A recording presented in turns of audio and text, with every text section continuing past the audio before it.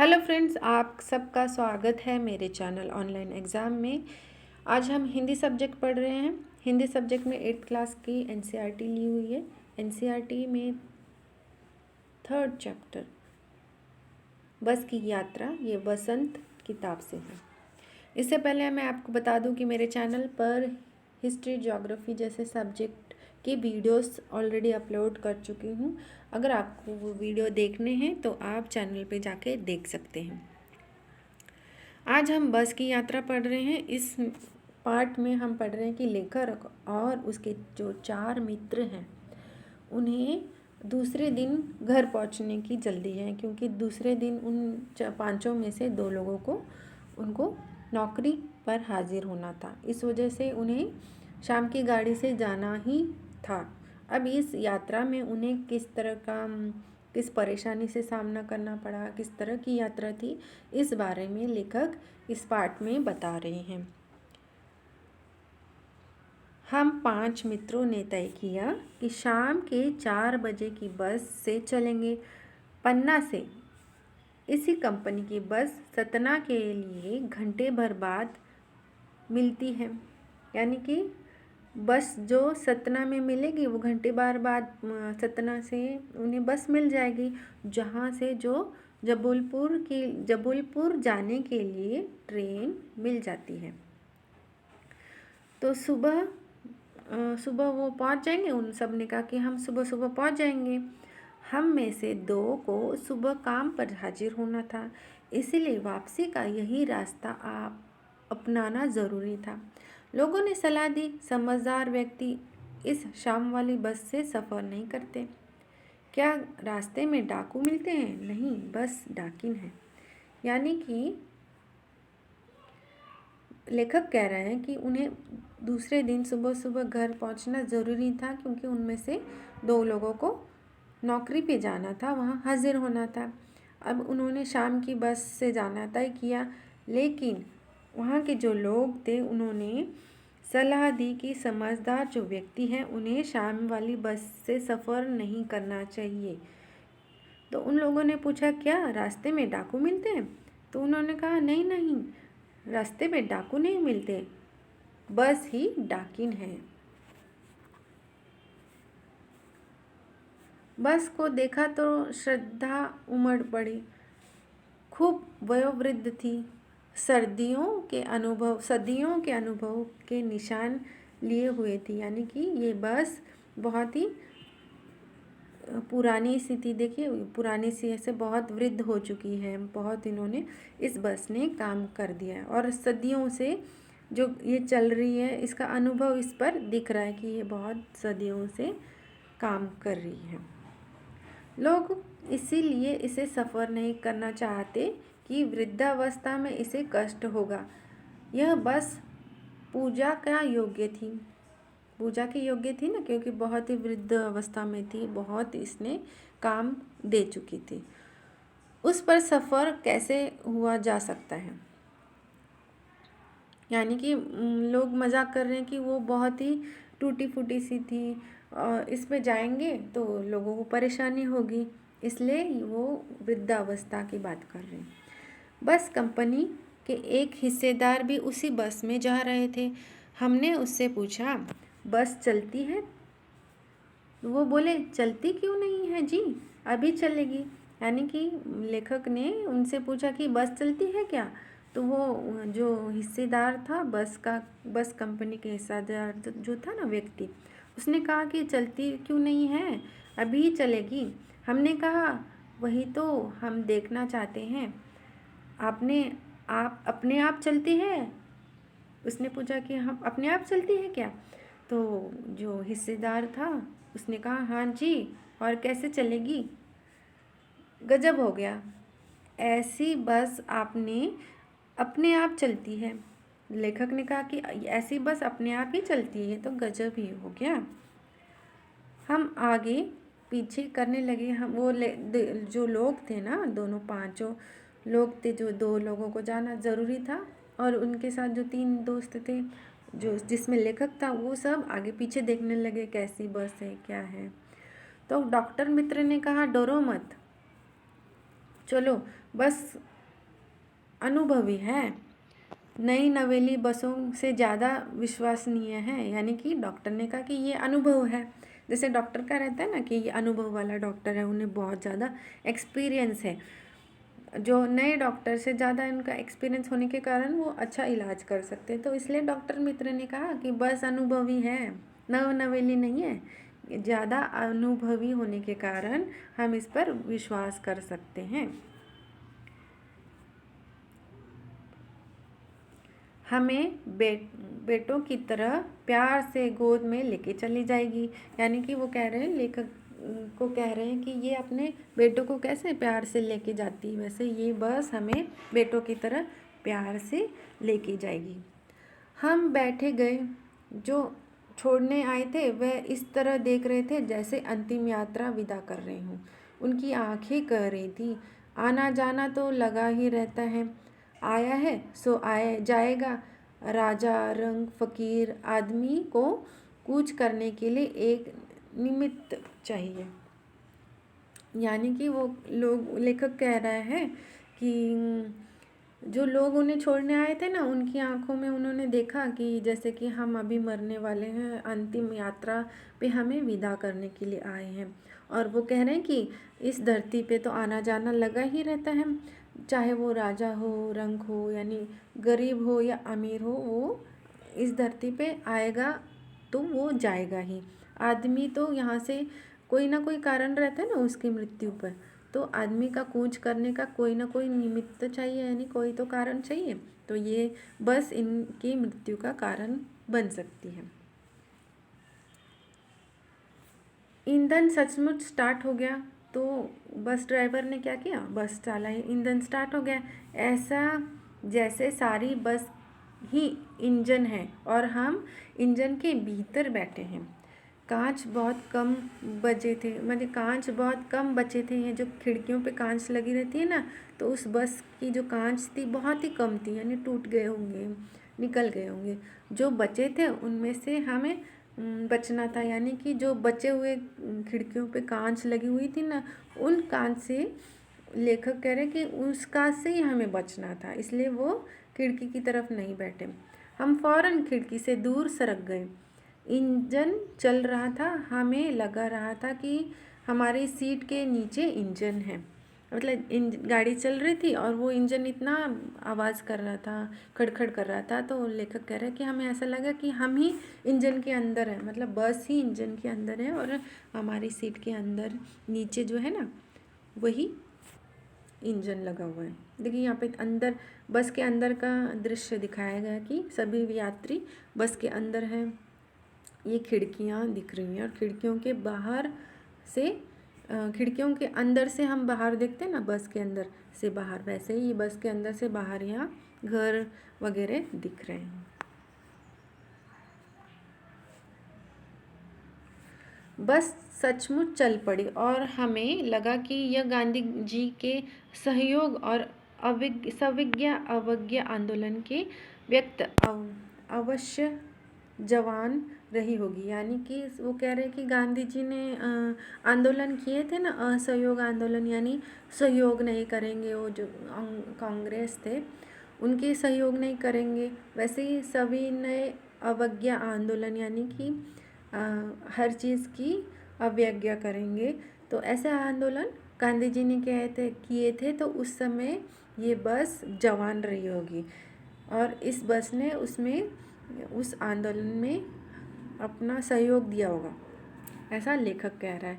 उसे ट्रेनिंग मिल चुकी थी, हर हिस्सा एक दूसरे के असहयोग कर रहा था। यानी कि सहयोग यानी एक दूसरे का सहायता करना, एक दूसरे के साथ चलना ना।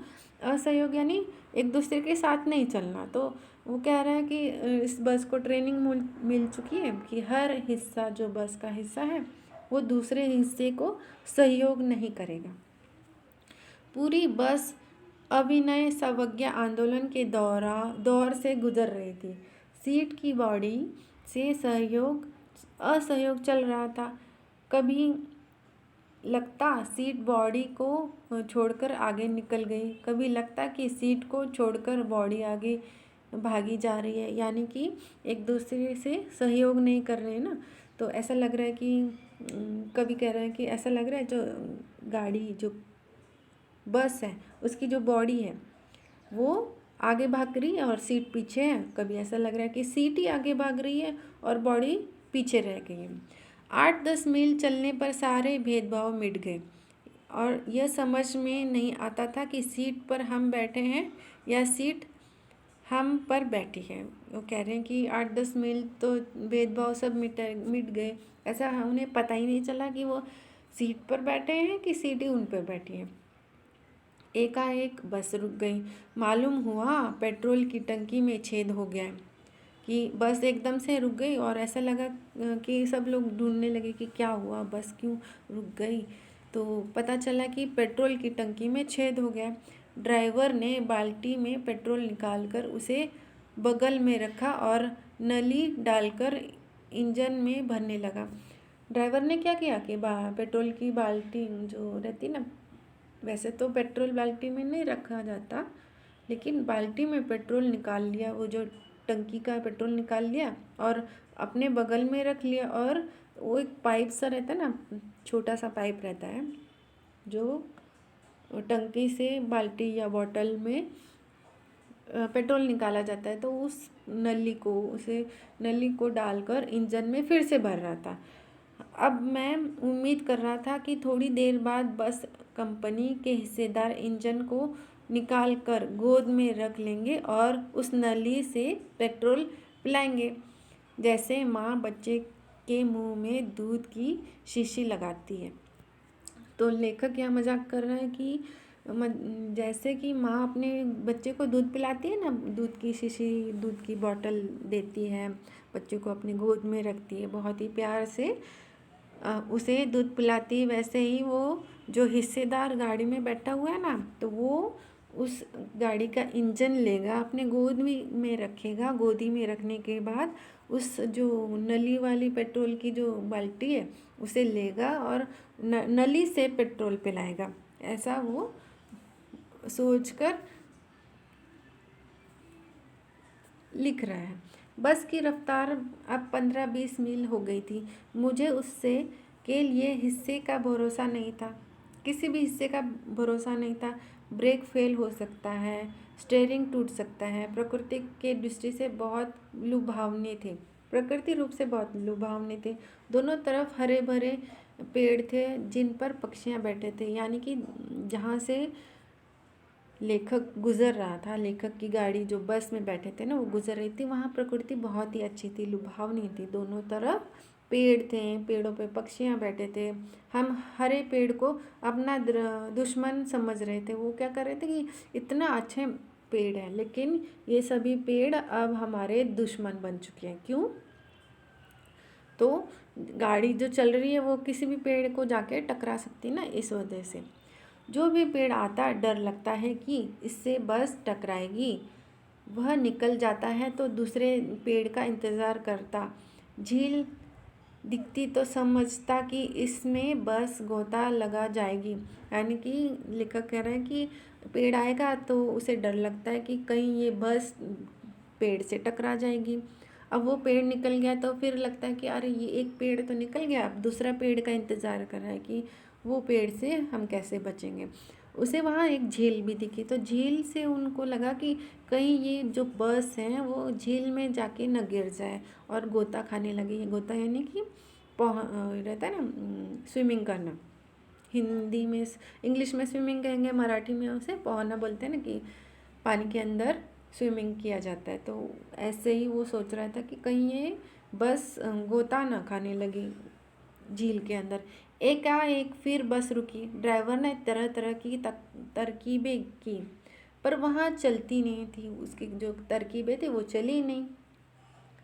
सविनय अवज्ञा आंदोलन शुरू हो गया था। कंपनी के हिस्सेदार कह रहे थे, बस तो फर्स्ट क्लास है जी, यह तो इत्तेफाक की बात है। यानी कि कंपनी के जो हिस्सेदार वाला व्यक्ति था ना, वो कह रहा था कि बस तो बहुत अच्छी है, फर्स्ट क्लास है, लेकिन ये तो इत्तेफाक की बात है कि ये रुक गई, ये बार रुक रही है। क्षीण चांदनी में वृक्षों की छाया के नीचे वह बस बड़ी दयनीय लग रही थी। लगता जैसे कोई वृद्धा थक कर बैठ गई हो। हमें ग्लानि हो रही थी कि बेचारी पर लदकर हम चले जा रहे हैं। अगर इसका प्राणता हो गया तो इस बियाबान में हमें ही इसकी अंत्येष्टि करनी पड़ेगी। यानी कि लेखक कह रहा है कि ये अभी क्योंकि वो शाम के समय निकला था ना, तो शाम होते होते थोड़ी सी रात होगी। अब चांदनी रात थी, तो उसमें उन्हें चांदनी रात में वो जो बस रुकी हुई थी उस पर बहुत ही दया आ रही थी, क्योंकि वो रुक गई थी और उन्हें ऐसा लग रहा था कि हमें इस बस में जा रहे हैं, तो उन्हें बहुत बुरा लग रहा था। उन्हें ग्लानि हो रही थी, बुरा लग रहा था। बेचारे हम उस पर लद कर चले, यानी कि हम इस वृद्धावस्था में जो बस है उस पर बैठ के चल रहे हैं, और उन्हें ऐसा लग रहा था कि ये बस अभी के अभी अपने प्राण छोड़ देंगी, और इसकी जो अंत्येष्टि करना है, जो प्राण छोड़ने के बाद व्यक्तियों की अंत्येष्टि की जाती है ना, वैसे ही वो कह रहे हैं कि अब ये बस की अंत्येष्टि हमें ही करनी पड़ेगी इस जंगल के अंदर। हिस्सेदार साहब ने इंजन खोला और कुछ सुधारा। बस आगे चली। उसकी चाल और कम हो गई थी, यानी कि उसकी जो गति थी, जो स्पीड थी, वो और कम हो गई। जब हिस्सेदार ने जो साहब थे ना, उन्होंने इंजन खोल के उसे ठीक किया। बस तो चले, लेकिन अब उसकी जो स्पीड थी बहुत कम हो गई थी। धीरे धीरे वृद्धा की आंखों की ज्योति जाने लगी, यानी कि जो बस थी उसकी जो हेडलाइट थी उसकी लाइटें भी बंद हो गई। चांदनी में रास्ता टटोलकर वह रेंग रही थी।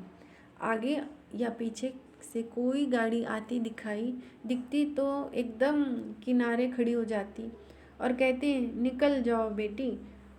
अपनी तो वह उम्र ही नहीं रही। यानी कि जैसे वृद्धावस्था के व्यक्ति रहते हैं ना, कि धीरे धीरे चलते हैं, कोई आएगा तो कहते हैं कि आप निकल जाओ, मैं धीरे धीरे जा रही हूँ, मैं अब तेज़ी से नहीं जा सकती। तो वैसे ही वो बस कह रही है कि बेटी, अब अपनी तो उम्र नहीं है कि तेज़ी से जाए, इसलिए तुम ही आगे निकल जाओ, और कहीं टकरा ना जाए, इस वजह से वो किनारे खड़ी हो जाती थी।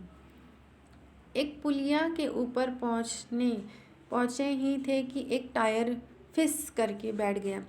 वह बहुत ज़ोर से हिलकर थम गया। यानी कि एक कहीं पुलिया थी, यानी पुल, वहाँ पे पहुँचा तो टायर की हवा निकल गई।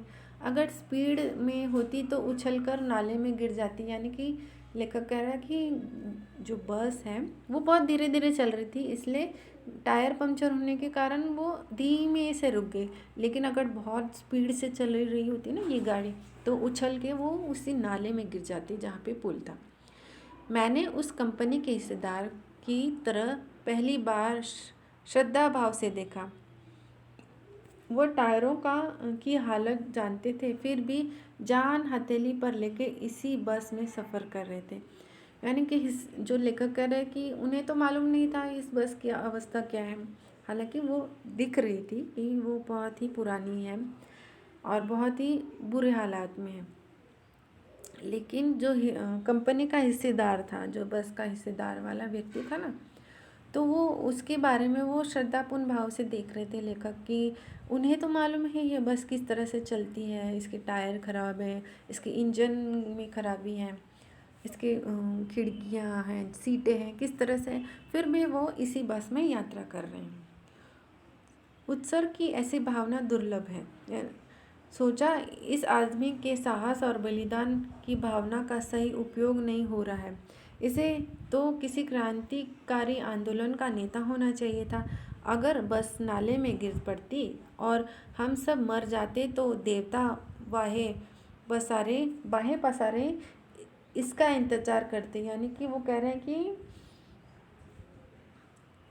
जो अगर कुछ एक्सीडेंट हो जाता तो देवता, हाँ, सभी मर जाते और देवता इसका इंतज़ार कर रहे थे कि, और कहते कि वह महान आदमी आ रहा है जिसने एक टायर के लिए प्राण दे दिए, मर गया पर टायर नहीं बदला।